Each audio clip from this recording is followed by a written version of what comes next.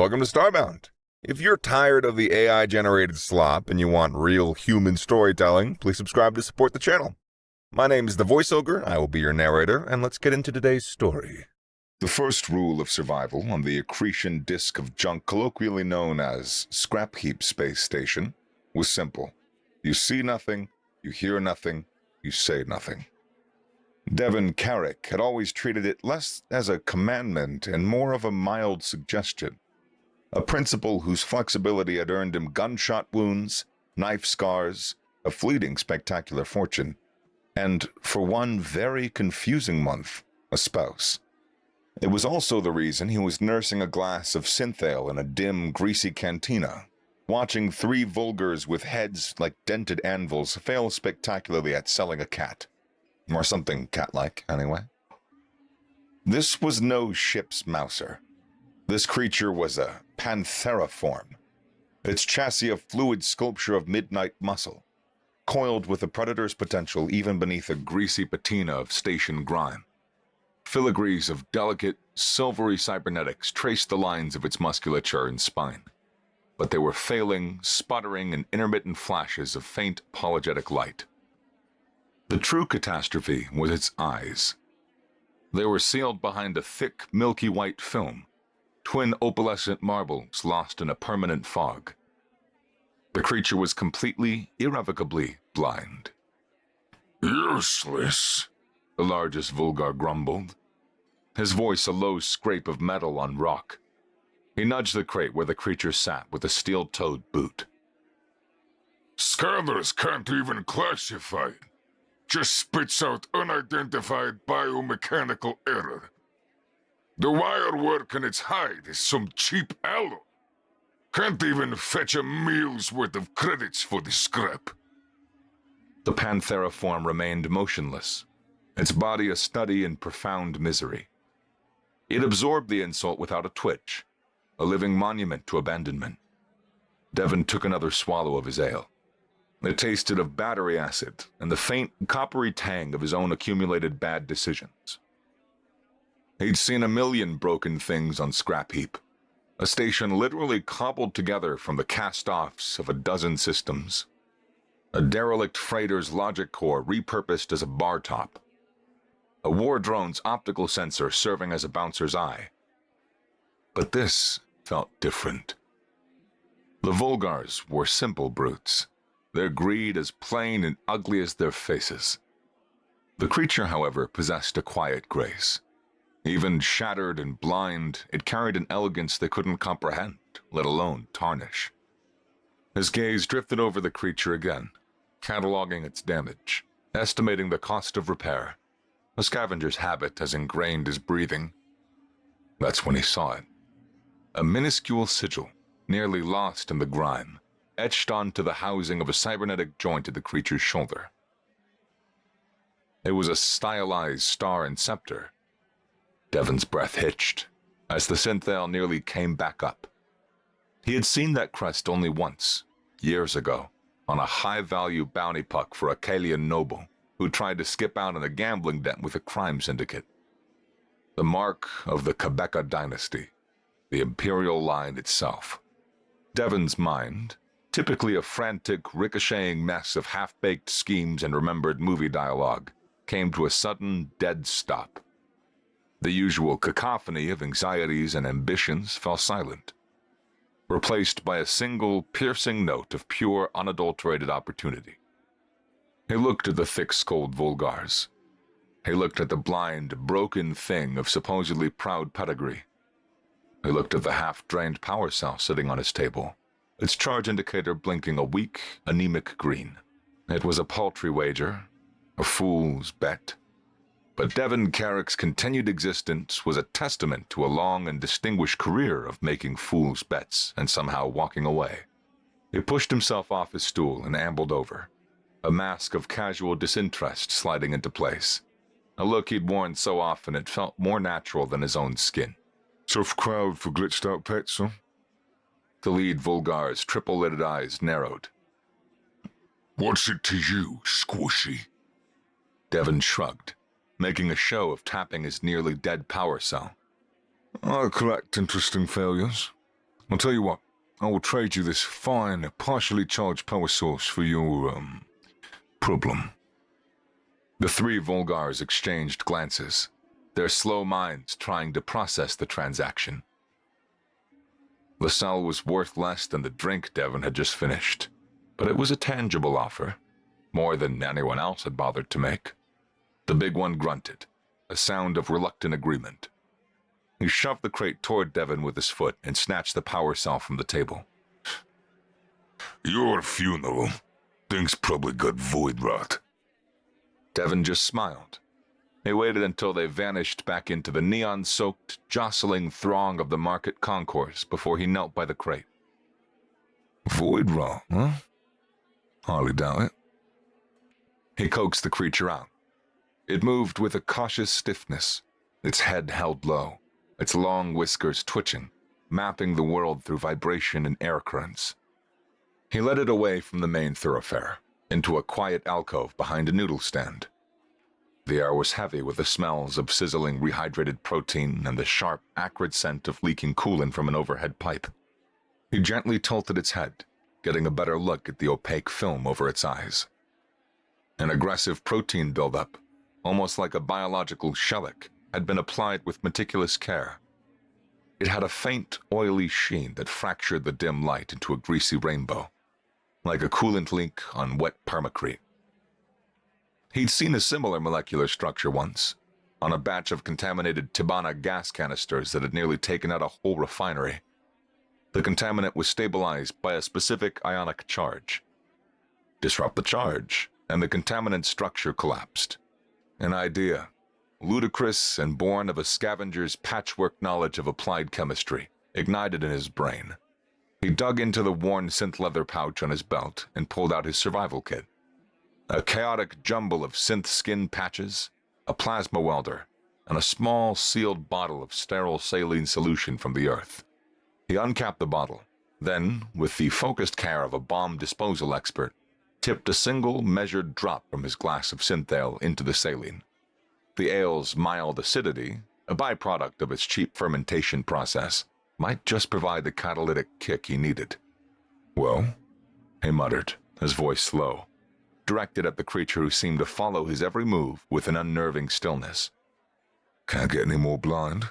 He held its head steady with one hand. It held still, a statue of absolute trust in a stranger it couldn't even see. With his other hand, he carefully irrigated one eye with the doctored earth solution, then the other. For a long, painful moment, he held his breath. Nothing happened. A familiar pang of disappointment lanced through him. Of course, it was a stupid, long-shot idea. He was an idiot.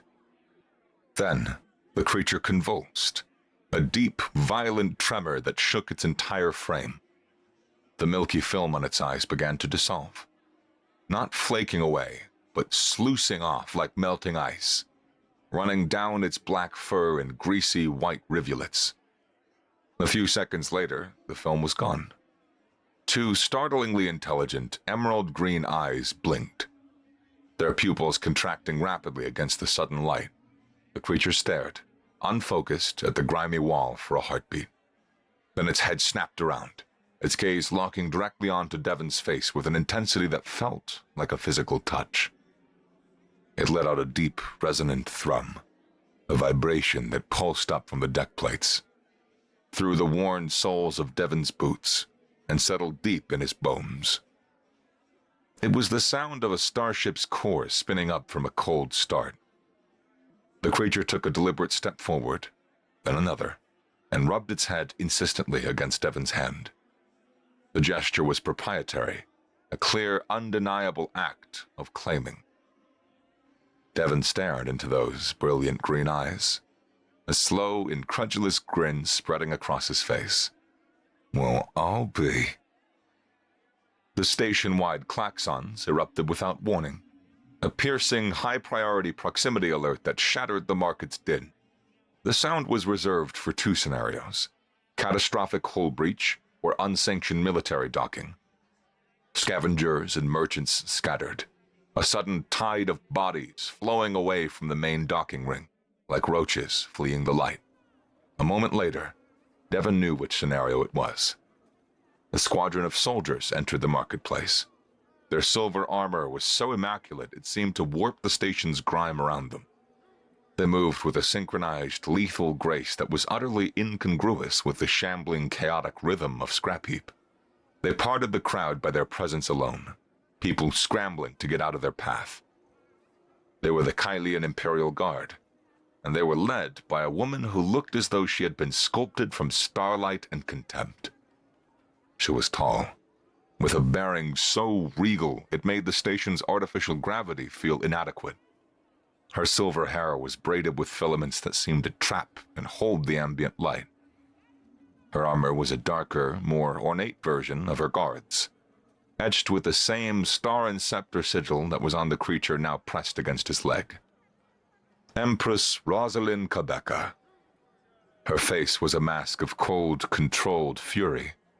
But Devon, a connoisseur of Taos, saw the minute tension in her jaw, the barest tremor of desperation in her silver eyes.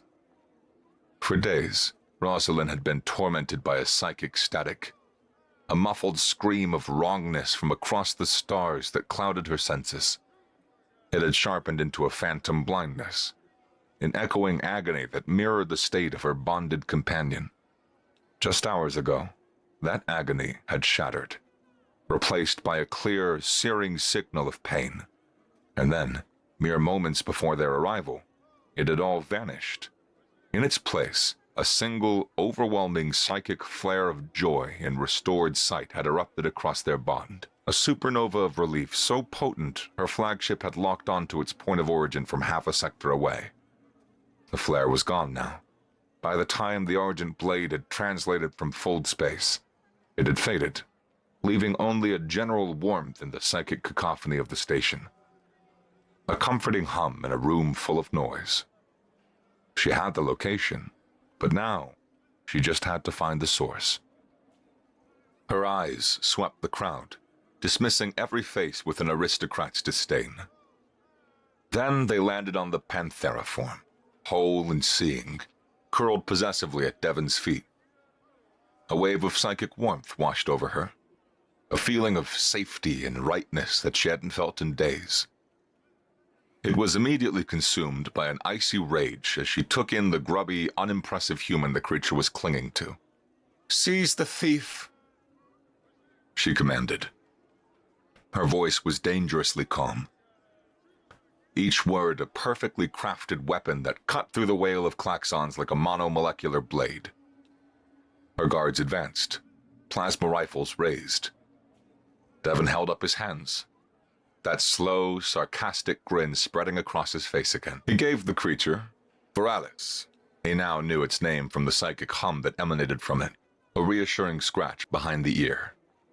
"Whoa there, Your Highness," he said, his voice carrying easily over the din. "Galactic salvage laws are very clear. Finders keepers." The Empress's silver eyes narrowed to slits. The look she gave him could have flayed the skin from his bones and then neatly folded it for storage. The interrogation room aboard the Argent Blade was the antithesis of Scrap Heap. It was a stark, minimalist cube of brushed metal and soft, indirect light. So clean, the filtered atmosphere felt stripped of all life. Devon was magnetically cuffed to a chair in the center of the room. The setup was probably designed for maximum intimidation. Devon just found it dull. Empress Rosalind circled him like a raptor studying its prey. She hadn't spoken a single word since they'd dragged him aboard. A man in the formal robes of a royal physician entered, bowed so low his forehead nearly touched the deck, and delivered his report in a hushed, baffled tone. Your Majesty, the findings there are astonishing. The biotoxin was a Tier 9 neuroagent of unknown origin. Our nanites were useless against the aggressive protein binder. However, analysis of the residue on Lord Viralis's fur shows traces of a simple saline solution mixed with a mild acidic compound, consistent with cheap fermented grain spirits. The acid appears to have destabilized the binder's ionic charge, causing a total structural collapse. A crude, but a chemically brilliant solution. He shook his head in disbelief. We were searching for a complex antidote, but it never occurred to us to simply dissolve the cage. It was a deliberate, high-level attack, Rosalind stated, her voice flat as polished stone. She stopped directly in front of Devon, her arms crossed over her chest plate. This changed the equation. The human understood the toxin's nature, which implied he was either a genius of startling proportions or a conspirator. Who are you working for? Devon leaned back as far as the cuffs would allow, affecting a nonchalance he absolutely did not feel. Devon Carrick, independent contractor specializing in applied junkonomics and creative problem-solving. And, for the record, my alibi for the last standard week is rock solid. I was broke, inebriated, and profoundly miserable right here on the scrap heap. You can check with any bartender who hasn't had their memory wiped recently. Her eyes bore into him, her mind's eye probing at his psychic shields. She found nothing but a chaotic, infuriating wall of noise, like 1,000 different broadcasts playing at once. It was an undisciplined, utterly unreadable mess. She gestured dismissively at his chest.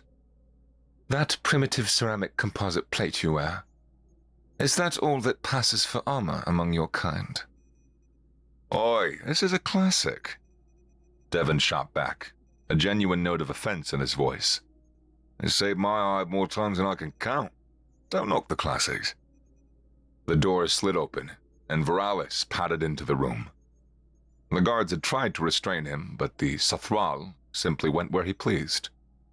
He ignored the Empress completely, walked straight over to Devon, and pointedly rubbed his flank against the human's cuffed leg, letting out that deep engine room purr. Rosalind stared, a muscle twitching in her jaw. It was a profound public betrayal. Viralis was an extension of her own soul, a part of her consciousness given form. And here he was, fawning over this loud, chaotic primate. The psychic bond between them hummed with the Sathral's placid, unshakable affection for the human. It was utterly maddening.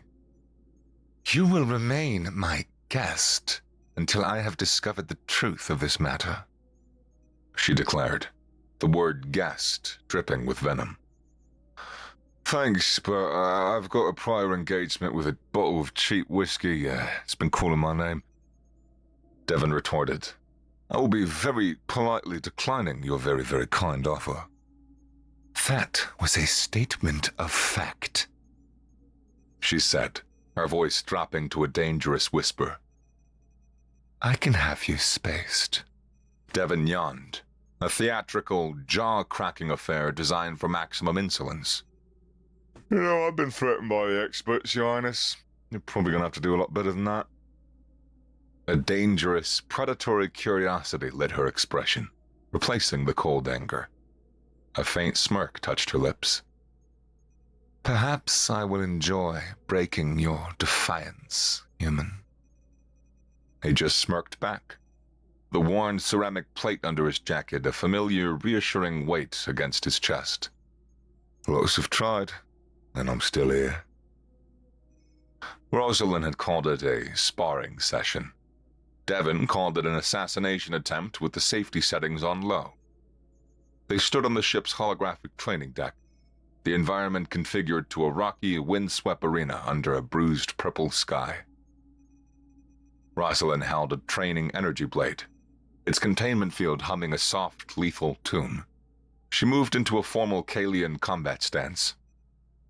A picture of perfect balance, focused discipline, and deadly intent. She expected him to fight, to meet her sublime skill with his own brutish strength. Devon didn't have a training blade. He had the environment and a lifetime of fighting dirty. She lunged, a motion as fluid and targeted as a surgeon's scalpel. He didn't try to block. It would have been pointless. He dodged, sidestepping with a clumsy-looking shuffle that put him just out of the blade's path, and kicked a cloud of holographic dust right into her face. She sputtered, her perfect form breaking for a fraction of a second as she reflexively flinched. It was all the opening he needed. Uncouth tactics, human, she hissed, wiping at her eyes as she recalibrated her attack. My tactics aren't uncouth, he said, already moving, circling her like a mangy wolf. They're direct. She came at him again, a whirlwind of precise strikes, each one aimed to disable, to disarm, to dominate. She was a master of the Kalian combat art known as the Star Dance, a formal, deliberate, and lethal ballet of angles and counters. Devon refused to be her partner. He never met her blade to blade. He ducked under a wide horizontal slash and scooped up a loose, simulated rock, tossing it past her head. Her instincts forced her to glare at the distraction for a nanosecond. He was turning her art into a back-alley brawl. Frustration finally broke through her icy control. She let out a clipped, angry sound and overextended in a powerful lunge, putting all her weight and momentum behind a single, final strike meant to end the farce. It was the mistake he'd been patiently creating. He knew he couldn't overpower her. Instead, he moved with her momentum, not against it. As her lunge carried her past him, he dropped the center of gravity, hooked his leg behind hers in a move he'd learned in a dockside bar fight, and simply pushed. It was pure intuitive physics. Leverage. She hit the padded mat with a surprised whoosh of expelled air. She lay there, stunned, the training blade clattering beside her. Her mind, a palace of perfect, predictable logic, felt assaulted by a storm of random chance. His moves had no form, no discipline, no honor. Trying to predict him was like trying to chart the path of a lightning strike. He leaned over her, panting slightly, a wicked, triumphant grin plastered on his face. Rule number one of fighting a human, Empress, he said, his voice a low rasp. There are no rules. She stared up at him, her silver eyes wide with something other than anger. For the first time, she saw his unpredictability for what it was. A weapon. A terrifyingly effective one. The ambush was brutally sudden. 3 unmarked mercenary ships dropped out of fold space, their weapon ports already glowing. Boarding parties followed, blasting their way through the hull with shaped charges before the ship's internal defenses could fully activate. The main cargo bay became a war zone.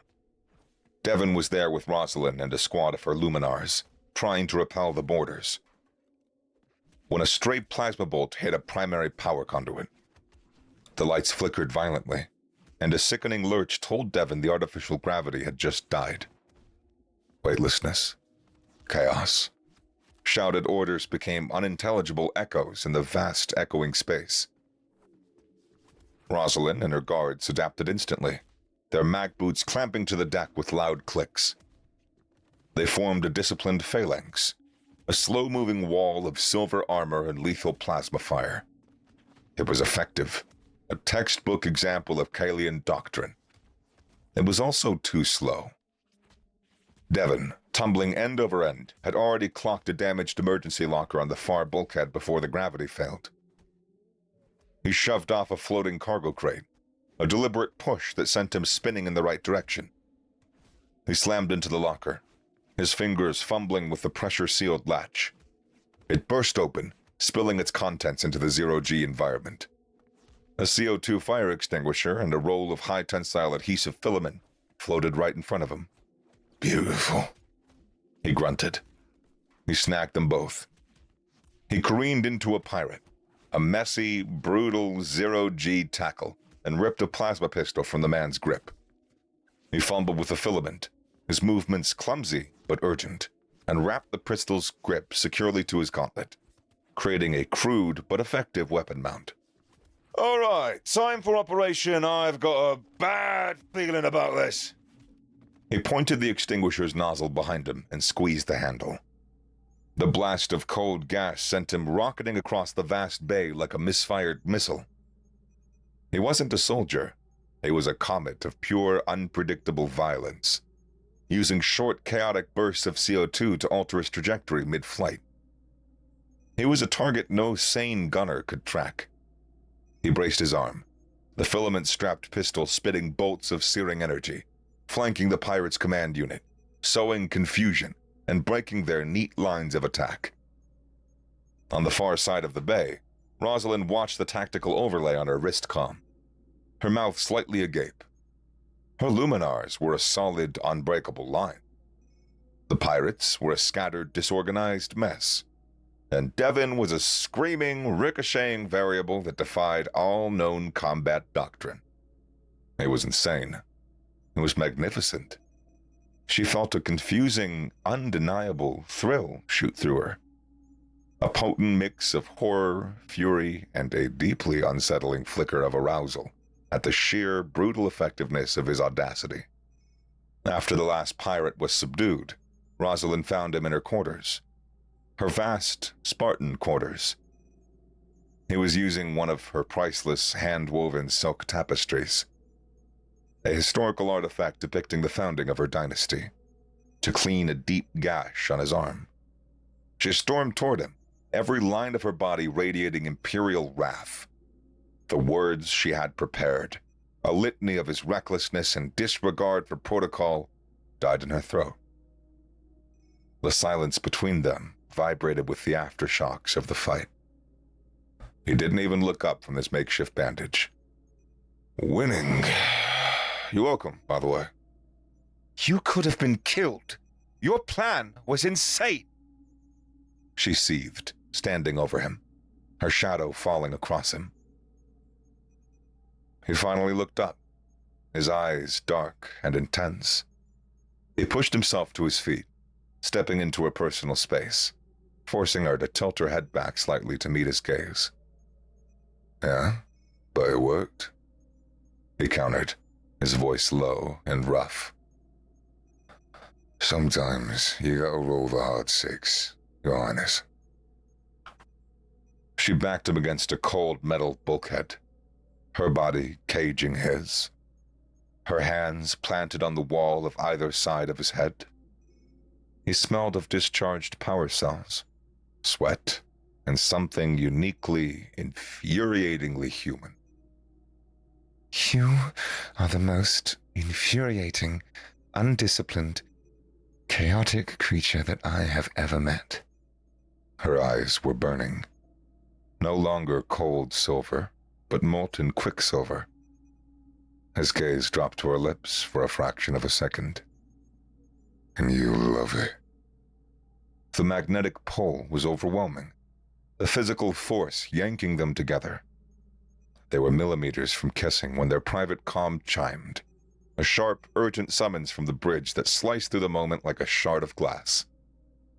The spell shattered. She pulled back as if burned, her composure a fractured mask hastily reassembled. She smoothed down her tunic, a gesture of control that did nothing to hide the tremor in her hands. Flatter yourself somewhere else, human, she said, her voice tight, and swept out of the room without another word. Intelligence from the mercenary commander's captured flight recorder pointed them to a rival noble, Lord Darien. Rosalind planned a flawless stealth infiltration of his private, heavily fortified palace on the moon of Quebeca Astra. It involved cloaking technology, silent insertion, and a surgical strike on his private data core. Devon listened to the plan, nodding thoughtfully. When she was finished, he scoffed. Well, that's a very polite way to get vaporized. My infiltration plans are based on centuries of proven Scalian doctrine, she said stiffly. Right. And your enemies, they know that doctrine backwards and forward. They're going to be watching for a ghost. They're not going to be watching for a train wreck. He leaned over the holographic map of the palace. You do your thing, but let me set the stage first. While Rosalind and her elite guard prepared their stealth gear, Devon walked to the palace's service entrance. He found a group of off-duty guards in a dingy off-site cantina, gambling and drinking cheap, corrosive swill. Devon pulled a silver flask from inside his jacket. That stuff will etch the chrome off a bumper, he said, setting the flask on the table with a heavy clink. You care for a taste of something real? It was rare 250-year-old Earth whiskey, a relic from a salvage haul he'd been saving. He joined their game of chance, which involved magnetized discs and a lot of shouting. An hour and a half later, he accidentally accused the biggest guard, a hulking brute named Gage, of cheating. An insult was delivered. A challenge was issued. The whiskey was the fuel. A massive, chaotic brawl erupted, spilling out into the service corridor. Alarms blared. Security forces that should have been meticulously scanning for cloaked infiltrators were diverted to contain the embarrassing and violent melee erupting from the staff cantina. As armored guards rushed past the main gate to deal with the drunken riot, Empress Rosalind, shrouded in a perfect invisibility field, slipped through the now understaffed entrance completely undetected. Devon's chaotic, low-tech, whiskey-fueled diversion had worked better than her perfect high-tech plan ever could. They regrouped in a secure data analysis room aboard the Argent Blade with Lord Darian's encrypted data core.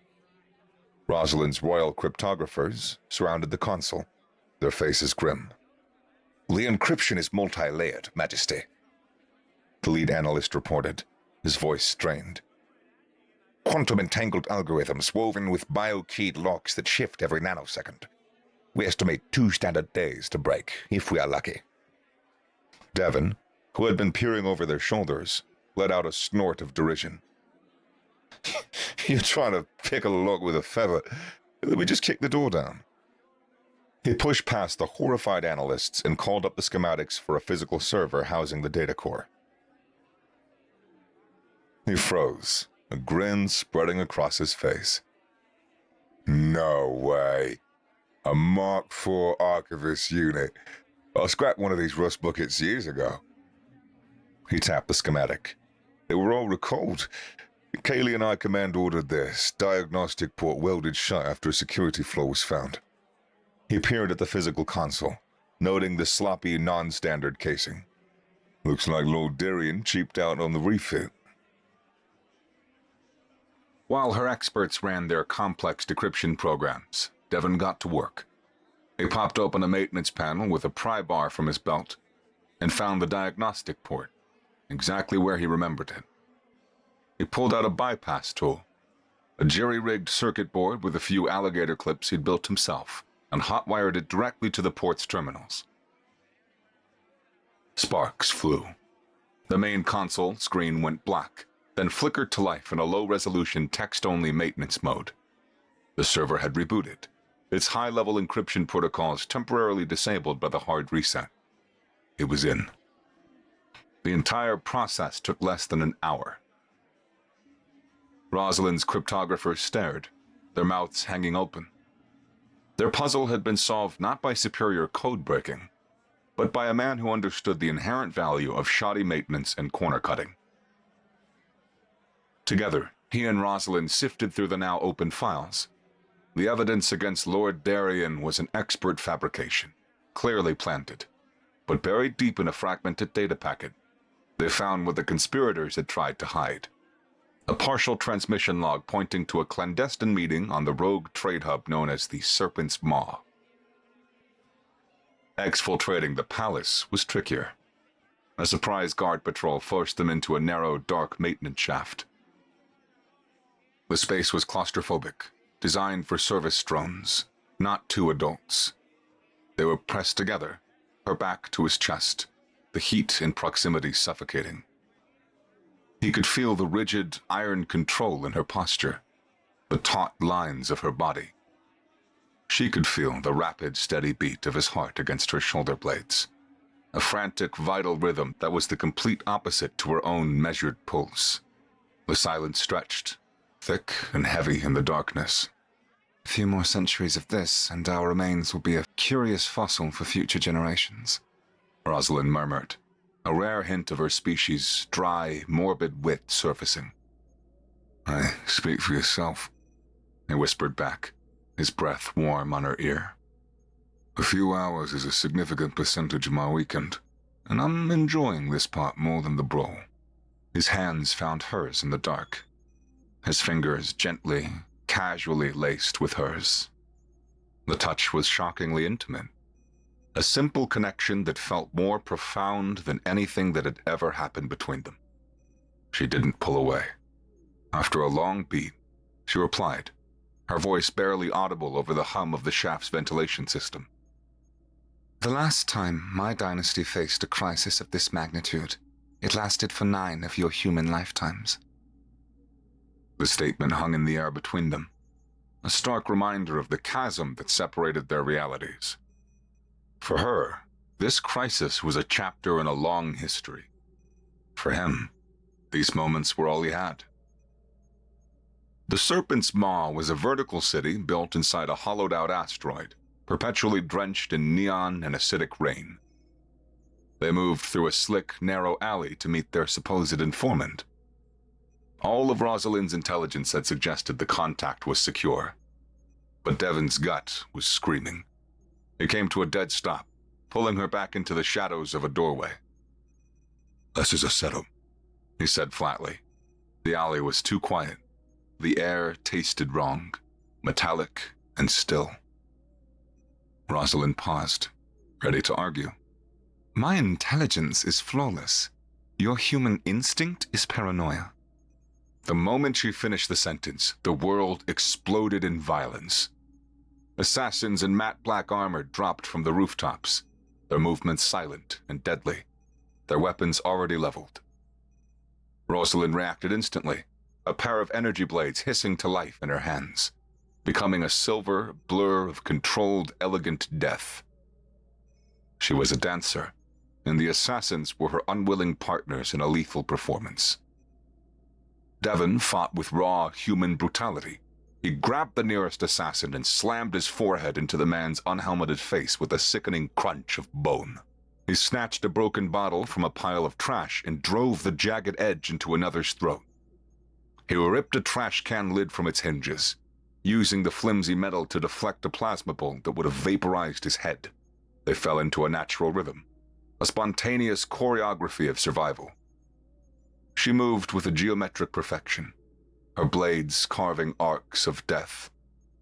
He moved with chaotic fury, a whirlwind of improvised violence. She would parry a strike aimed at his back. He would tackle an opponent who had broken through her guard. They were the rapier and the bludgeon, covering each other's blind spots, a perfect lethal fusion of disciplined elegance and savage chaos. The last assassin fell with a clatter of armor on the wet pavement. They stood, panting, drenched in rain, lit by the flickering red and blue of the neon signs above. The air was thick with the scent of spent energy cells, blood and rain on hot metal. Adrenaline sang in their veins. All pretense, all ranks and rules were washed away by the violence and the rain. He turned to her. She met his gaze, her own silver eyes wide and wild, her chest heaving. There was no thought, only instinct. He didn't hesitate. He stepped forward and cupped her face, his thumb smearing a streak of grime on her perfect cheek. She grabbed the front of his worn leather jacket, her knuckles white, and pulled him in.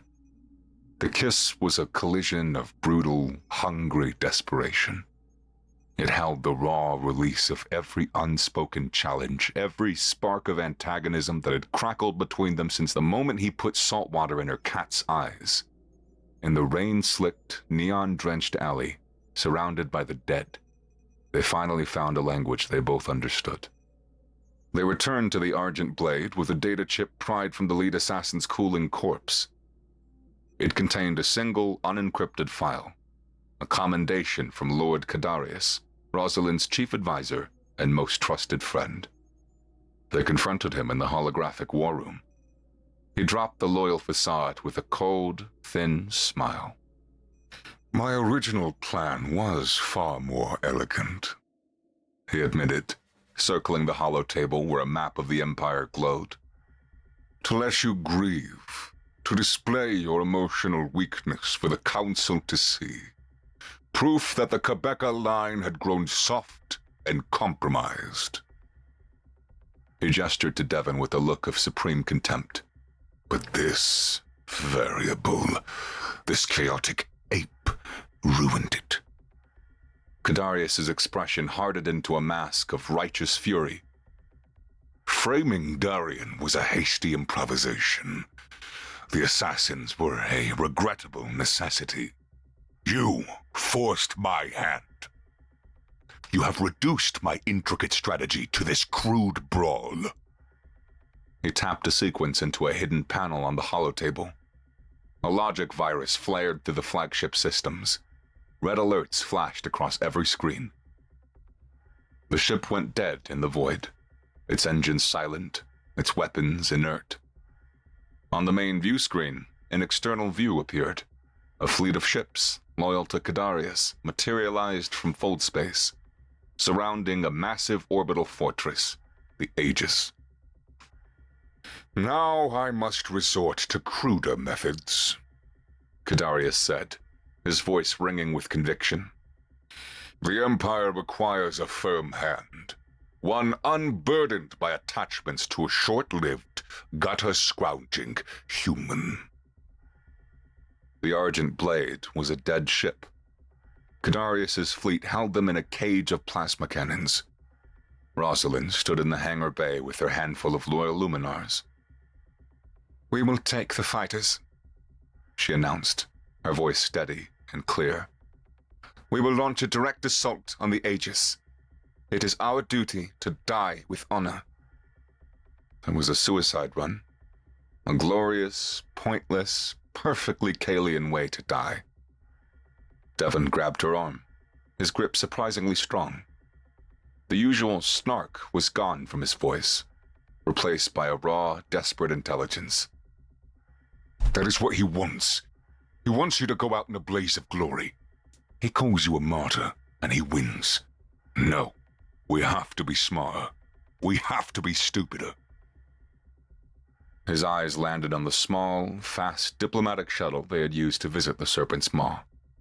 We use that, he pointed. Every big, scary fortress has a back door if you know where to look. I saw it on the schematics when I was looking for the comms relay. The primary thermal exhaust port, right below the main command bridge. It's a design flaw, a direct line to the main reactor. He outlined the plan. Strip the shuttle of all non-essential systems, rig its reactor to overload on a dead man's switch, and fly it straight into the port. Rosalind stared at him, at his wild eyes, then at the shuttle. The Kalian Empress, the creature of logic and doctrine, warred with the woman who had fought alongside a human in a rain-swept alley. The woman won. She turned to her best pilot, a young woman named Sana. "Can you fly that crate like you stole it?" Sana's eyes widened, and a grim, determined smile touched her lips. "For you, Majesty. Absolutely." The shuttle gambit worked. Sana flew the stripped-down craft with a suicidal audacity that defied all Kalian flight doctrine. Weaving through turbo-laser fire and slipping through the fortress's defense grid, the final plunge into the exhaust port triggered a catastrophic chain reaction, crippling the Aegis from the inside out. Rosalind led a small strike force, including Devon, directly to the grand Gothic throne room of the fortress. Kadarius was waiting, clad in ornate battle armor, an ancient energy blade in his hand. So, the barbarian brings the Empress to my door. How fitting. He and Rosalind engaged in a spectacular duel, their blades clashing in a shower of brilliant sparks, a deadly dance of two masters. Devon, armed with a scavenged plasma rifle, fought off Kadarius's personal guards. His fight was one of pure survival. He kicked over a decorative brazier to create a wall of fire and used massive stone pillars for cover. He was holding the line, buying Rosalind the time that she needed. The duel was a clash of titans, but Kadarius was stronger, fueled by decades of ambition and resentment. With a powerful two-handed strike, he shattered Rosalind's blade and sent her stumbling backward, disarmed. He raised his own blade for the final triumphant blow. Devon saw it happen. His rifle clicked empty. There was no time to think, only instinct. He let out a primal yell, a raw human sound that had no place in this hall of honor, and charged. Not at Kadarius, but at the last guard scrambling near the throne. He tackled the armored Kalian with all of his weight. He used their combined momentum to slam the guard backward, directly into the throne's exposed power conduit. The feedback loop was catastrophic. A massive, uncontained arc of electrical and thermal energy erupted from the conduit. The guard, encased in conductive metal, was flash vaporized. Devon took the brunt of the thermal blast. His ceramic composite chest plate, the cheap armor Rosalind had mocked, glowed white-hot, shattering and ablating under the thermal assault, flaking away into superheated dust, sacrificing itself layer by layer. The process brought him the split second of survival he needed. The sheer force of the explosion threw him like a rag doll across the room, and the world went dark. The exploding conduit gave Rosalind the 1 second she needed. She lunged, snatching Kadarius's fallen blade from the floor, and with a single, targeted thrust, she ended the insurrection. The medbay of the Argent blade was sterile white and silent, save for the low thrum of the regeneration tank. Devon floated inside, suspended in a translucent blue gel, his body slowly being knitted back together. For 3 days, Rosalind did not leave. She dismissed her advisors and sat in a simple chair by the tank, her hand resting on the cold glass. Veralis, a silent shadow, lay curled at the base, his green eyes never leaving the floating human. Her guard watched from a distance. They saw not their empress, but a woman terrified of losing the one person who had ever seen past her crown. She spoke to the unconscious form, her voice low, stripped of all its regal authority, meant only for him. You are an infuriating, reckless, primitive fool, Devon Carrick, she whispered to the glass. You broke every rule. You defied every order. And you turned my entire life upside down. She paused, her throat tight with an emotion she refused to name. You saved me. You saved everything. I order you to wake up. That is an order from your empress.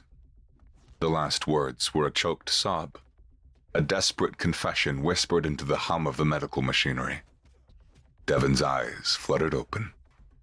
The world was a blurry, blue-tinted mess. The first thing he saw with any clarity was her face. Rosalind. She was right there, her face etched with an exhaustion so profound it looked carved into her features. The regeneration cycle finished. The gel drained away, and the tank hissed open. Med droids helped him to sit up. He was weak, his chest a mass of pink, new-grown skin, dominated by a brutal, puckered scar that stretched from his collarbone to his ribs. I looked at her. Seeing him awake, her iron composure finally and completely shattered. A single tear traced a path down her cheek, then another, and another. He managed a weak, pained smirk. His throat felt like sandpaper. You're crying. He rasped, his voice like a ghost. I guess I finally broke you. A choked, watery laugh escaped her lips. She moved to his side, ignoring the droids, and leaned down. She kissed him. The kiss held none of the alleyway's fiery collision. It was an act of deep, desperate tenderness that spoke of 3 sleepless nights and terrifying fear. It tasted of salt and relief. Don't you dare die on me again, you infuriating man, she whispered against his lips. Weeks later, the Kalian Imperium was secure. Devon stood before Rosalind on the thrown dice of the Argent Blade. He was wearing a ridiculously formal Kalian jacket that was too tight in the shoulders and looked completely out of place on him. The brutal scar on his chest was visible at the open collar, a stark contrast to the jacket's pristine white fabric. In recognition of your service to the crown, Rosalind announced in her formal empress voice for the assembled court, though her eyes betrayed her. you may ask for any reward. A title, a world, a fortune. It is yours. Devon just grinned, a flash of his old irreverent self. Nah, we're even. She rose from the throne and descended the steps, stopping just before him. The formal mask dropped, replaced by a soft intimacy meant only for him. My discipline alone is insufficient for this empire. My order is too brittle. I need your perspective, your chaos. She took his hand, her long, cool fingers lacing with his. Stay, as my partner. Devon let out a real, hearty laugh that echoed in the cavernous throne room, causing several nobles to flinch. Me, Prince Consort. Oh, I don't think so, Your Highness. I am no royal. She took his other hand, her silver eyes locking with his, a slow, dangerous smile spreading across her face. No, she said, her voice a low purr that vibrated right through. You are far worse. You are human. In the background, one of her Imperial Luminars disarmed his partner during a training demonstration, not with a precise Kalian maneuver, but a surprisingly scrappy leg sweep that Devon had shown him in the mess hall. Rosalind raised a perfectly sculpted eyebrow. His influence was already spreading. She tugged his hand, pulling him toward the throne, not to stand beside it, but to sit with her. The throne was large enough for two. Viralis, who had started it all, leapt onto the dice and curled contentedly at their feet, a silent, purring guardian for his two mismatched, perfectly complementary masters.